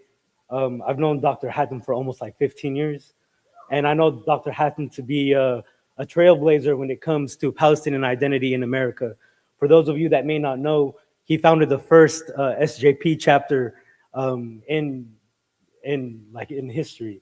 And so I think that's an understatement when we think about how much SJP has been demonized, right? How much has been attacked by Zionist talking points and the Israeli apparatus. Similarly, I wrote something today, right? Similarly to Jerusalem Coffee House. And I was struggling to find how to connect with you all today and share with you what we've been going through. And a customer came in today and he said that he felt helpless. Even, we're 3rd year into a genocide still, a supposed ceasefire. So I wanted to write something on feeling helpless, right? Because it's what's grounded me in my vision for the cafe and for my community. So helplessness has been an overwhelming feeling, the feeling that has plagued, do not disturb real quick. The feeling that has plagued our hearts, weighing them down with a grief incomprehensible. People say that Gaza changed the world. We don't know how exactly, but we know that the world has changed. People have changed and morality has shifted. But despite this change, people still feel helpless, disconnected, unable to transform their feelings into positive alchemy. It leaves our souls hollow, seeking redemption in the eyes of Allah. And this heavy grief is imposed on us like weighted shackles, preventing our thoughts, our efforts, and aspirations from fostering into a blossoming liberation where our humanity, each and every bit of it, is honored. And this is why Jerusalem Coffee House is under attack, because we refuse to remain helpless. The ADL, so the ADL is a $1 billion organization. So the ADL, along with the Brandeis Institute, which is a Zionist think tank in Texas, and the DOJ and Trump himself, Pam Bondi, have filed separate cases against myself and Jerusalem Coffee House, accusing us of anti-Semitism, discrimination, and violation of the Public Accommodation Act of 1967, which is insane, that Zionists are using this Public Accommodation Act to take a Palestinian into warfare, into Zionist lawfare. It's crazy. But for removing a Zionist who was disrupting our business and making patrons uncomfortable under the guise of anti-Semitism. Zionist organizations are now using every bit of legal power, manipulation, and warfare to disrupt the momentum of Jerusalem Coffee House. But Jerusalem Coffee House is beyond the physical realm. It is a manifestation of divine credence, the will of Allah, the Almighty, and a space that pulls you beyond the five senses and grounds you in a politic rooted in Islamic remembrance and engagement. So I implore you all to connect with us in real life. We're at 5543 Telegraph Avenue, and we're on social media, Jerusalem Coffee House, and also at Defend JCH, which is a coalition of rabbis, customers, doctors, politicians, professors who have come together to really amplify our voices. And I just want to also quickly just call out some people that are here today. My family, my father, and my team at Jerusalem Coffee House, Jabril, they're all in the back. I want to say thank you again to Zaid for hosting an impeccable event. Dr. Hatem, thank you from the bottom of my heart for allowing us to engage your community and our collective community. And of course, the pillars of our community, the masajid, as they were mentioned earlier today, Lighthouse Masjid in Oakland, California. My dear brother Amir Sundiata and sister Amila are also here with us. And I just want to thank you all for staying grounded in your ummah. And this, I want to also say one thing kind of off the record, right? So, so every business has politics. Every business engages in politics, whether you know it or not. Clorox, Uber, even, I don't know, Johnson & Johnson, as was mentioned earlier. So our politics being so Palestinian forward isn't new. It's not a thing that is out of the ordinary. My politics is my essence. It's what drives my business, and it's where I find my purpose. Similarly to Uber, Clorox, and all these people. So don't feel afraid. Don't think man, brother, your politics too much. No, my politics is my politics. We should be proud of who we are, and we should remain grounded in our identity. Thank you. Jazakallah khair.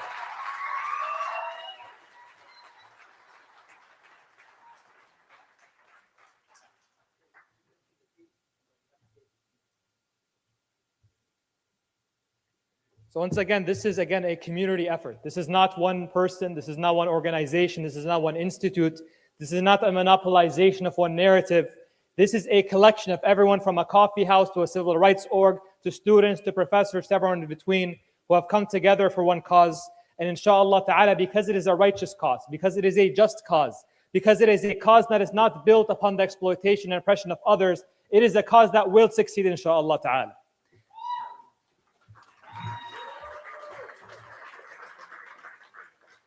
And as we end the night off, I want to again thank everyone for joining us. I want to thank our amazing speakers, our amazing sponsors, our amazing community orgs. We encourage everyone to inshallah stop by the community org tables on your way out, to stop by and consider them, stop by and hear what they have to offer. And inshallah ta'ala, I want to end with this, that just as we gathered here, just as we united here, just as we heard each other's narratives and stories, this is something, this is a force, this is a collective, this is a coalition that is so dangerous to the status quo that they've exerted every effort against it. And so my message here is this: take the narrative, take the inspiration, take the stories, take the talks. Don't just have a few moments of dopamine. Don't just have it where you're hyped up during the event. Take it and share it. Take it and spread it. Share the website, share the QR code, share the stories, share the links. Inshallah ta'ala, I have no doubt that bi'idhnillah, every single step forward is a step towards justice. And I have no doubt that victory and justice will be ours. Jazakumullah khair. Wassalamu alaikum.